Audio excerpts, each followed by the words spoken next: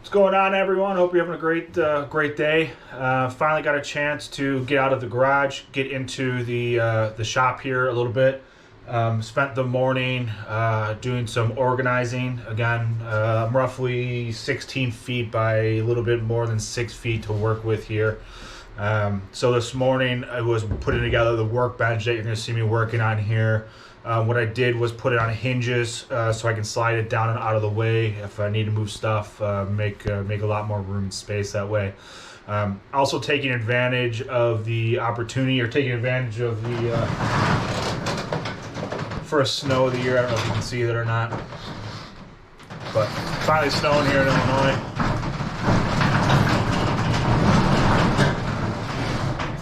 Let me just close that. Take advantage of that. What I'm doing as well is also working with the camera for the first time. So this is a brand new camera I got for my wonderful wife for Christmas this year. So what I'm going to be doing is I'm giving this camera kind of a trial run here. I'm going to work on a board and a pattern that I've done before, but I've not shared with the YouTube universe here. We're doing a brick pattern board. We're shooting for roughly 10 inches by 8 inches here. As I was messing around the camera earlier, I thought I had it on. I didn't have it on, blah, blah, blah. What I did was I had an 8-foot section of walnut that I cut two 14-inch pieces out of. And this is what I'm going to be making my I'll call them runners, my bricks out of here. What I'm aiming for on these is going to be 2 inches wide, 1 inch thick, and about 14 inches long. So that way when I come back later and do my cuts, I'm hoping to do 1.5 inch cut. When I come vertical, I have an 1.5 inch thick cutting board, and I should have more than enough material with 14 inches to get me down to that final dimension that I'm looking for. So that's what I'm going to be working on. I've got some maple here as well, and that's going to be my mortar for this pattern. So I'm going to get to it here. I'm going to turn the heater on. I'm going to put my hat on. It's a little chilly out here. And then probably reposition you guys here as I try to kind of go through my first full-fledged project in the shop. So there's going to be some weirdness as I kind of sort through everything here. So stick with me. If you got any questions, like always, leave them in the comments below. Thanks again.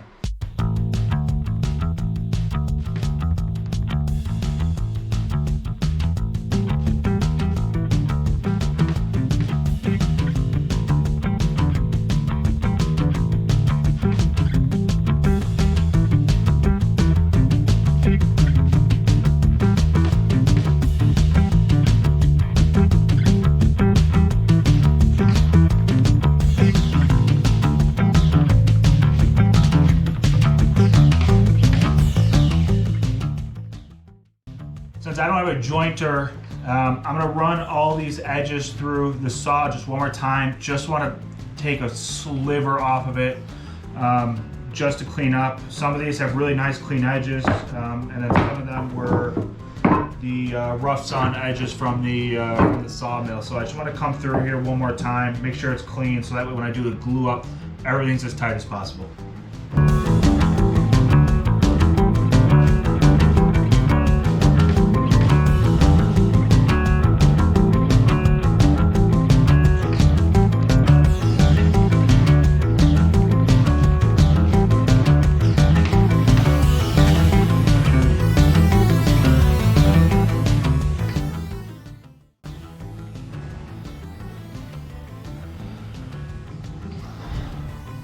Okay, so next step here, like I talked about, is I'm gonna get a silicone mat underneath this, get some glue in here. I had to go inside to go get the glue. I don't like to keep this glue outside, especially now here in Illinois. It's getting to be below 0 out. What I saw about a month ago is I was doing another project with some glue, came out and the glue looked chalky to me. Found a couple places online that said that chalkiness is due to it being cold, and then what it does is reduces the potential bonding strength of the glue to the wood. Whether or not that's actually true, I don't know, but I don't want to take the risk, so I'm going to glue this, put the silicone mat, glue, let it sit for a minute or two, and then I'm going to go take it take it inside, let it sit, and let it dry, and then come back to the rest of this later.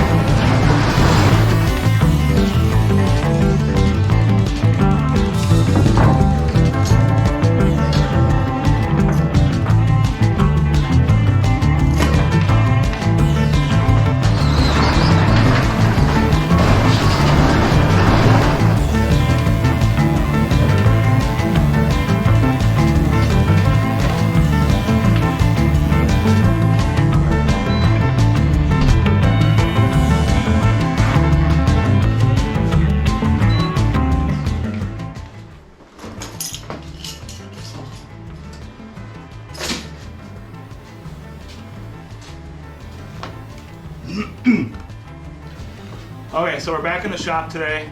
I brought the board in last night. Wanted to give the glue a chance to dry in a warm environment, giving it the best opportunity to make the bond as strong as possible. So what I did, while the camera's off, I cut some more, I'll call mortar, basically, out of the maple, nothing that I haven't shown already.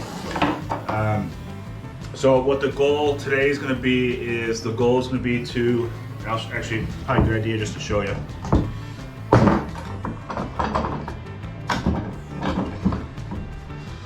So this is the board all dried up. The goal today is going to be to create a nice flat edge along this line here, make my 1.5 inch cuts, turn them up on side, and then put the other mortar in there, let that dry. But before I do any of that, now that I'm thinking about it, what I need to do is get this down to the thickness that I want. So I'm gonna pull the planer out, plane this down to about as close to 1 inch as I want, as I can, not as I want. But honestly, I'm gonna do a lot of this visually. What looks right, and get all that cleaned up and go from there. So that's gonna be next steps here.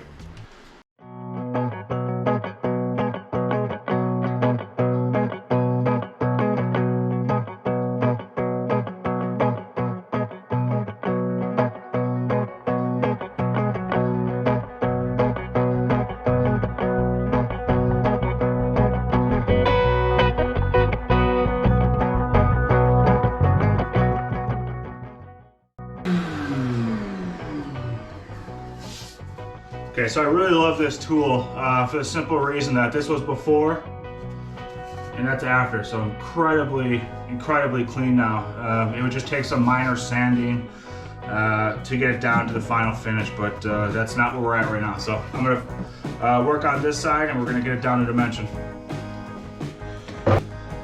Okay, next step here, again, is squaring up this edge here just so I have something flat to work with.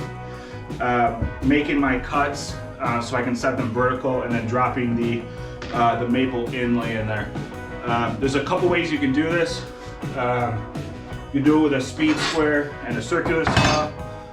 You can do it with a sled on a table saw, which I don't have. Or you can use the chop saw or the miter saw, and that's what I'm going to end up using here.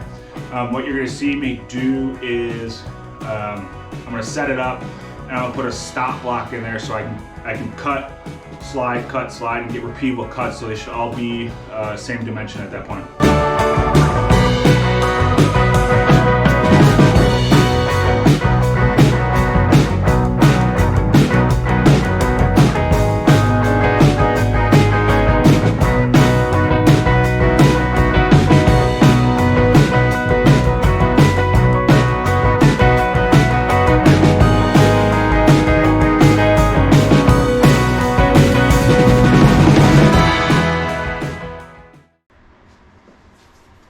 Okay, so I hope you're able to see what I see here. Got some really nice clean cuts here. This one seems to have angled off on me, so I may just get rid of that piece altogether.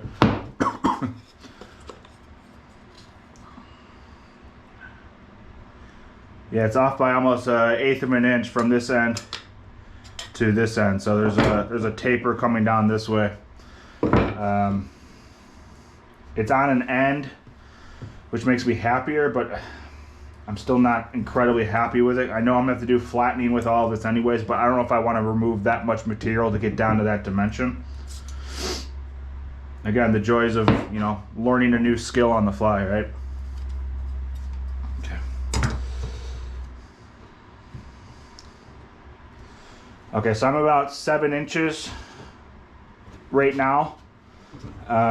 So adding the mortise should get me up to close to the 8 inches that I'm looking for. So what I'm gonna do next is just kind of show you how this all comes together here. So you can see I got the 2-inch pieces here, and then I got the 1-inch piece here. The reason you do that 1-inch piece is for the flip. So you flip every other piece,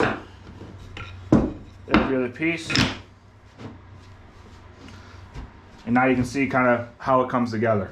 But even more so,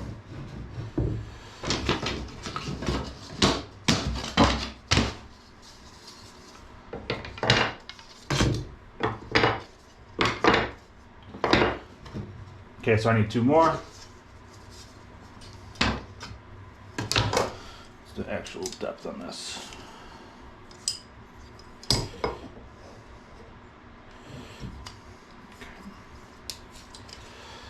Okay, it looks a little silly, but stick with me here. I'll get it cleaned up. There you go. That's our pattern here. And then what you can do is, or what I typically do is, I will fine tune it. I know I have it angled so I can look at it better, even though you guys are over my shoulder here.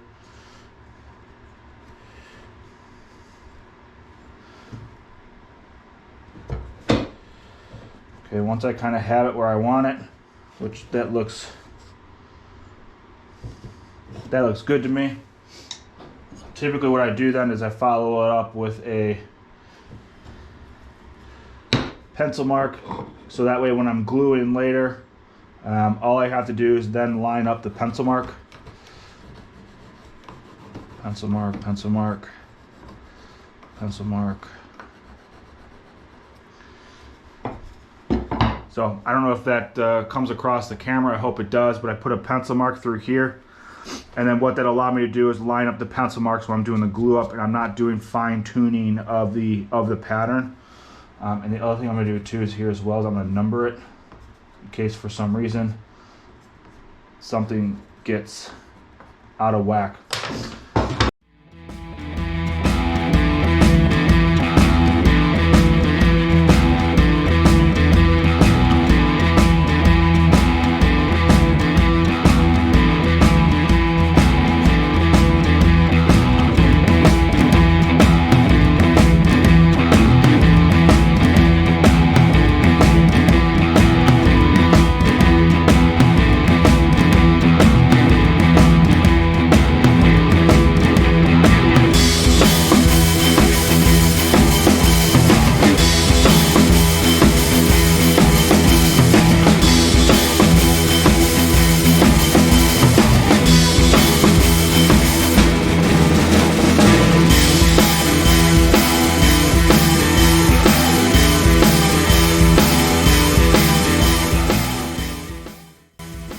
Okay, so this dried overnight last night.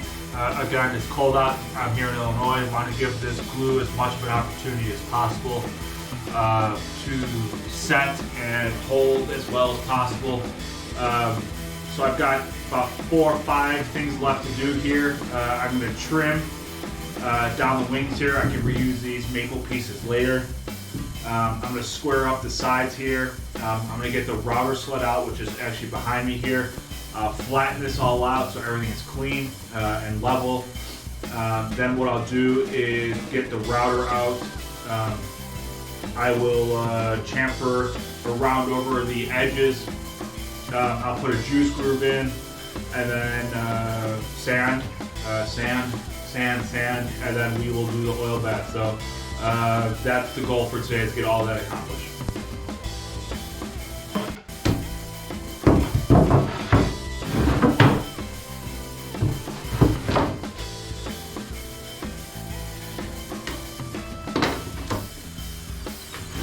Okay, so this is a router jig, or router flattening jig. I made a video for this a week or two ago now. If I do it right in editing, I'll put a link for it in one of these corners. And you can see how I put this together. Incredibly simple, quick afternoon build. And it's an incredibly effective tool, so that's why I really like using this. Especially when you're dealing with end grains or dealing with boards larger than the planer that I have. So this is what I'm going to be doing. What I'll do is I'll swing you off to one of the sides and you can see how I'm doing it here.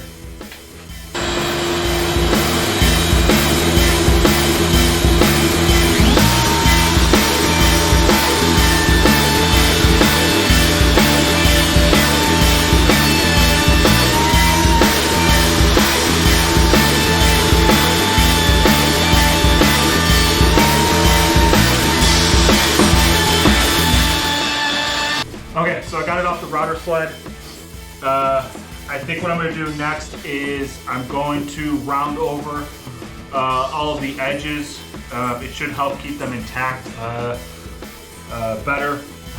So I'm going to do that real quick. I'm going to round them, and then we'll send up to 120. Usually at about 120 is when I like to put the juice grooves in. And then we'll start doing water pops and stuff like that.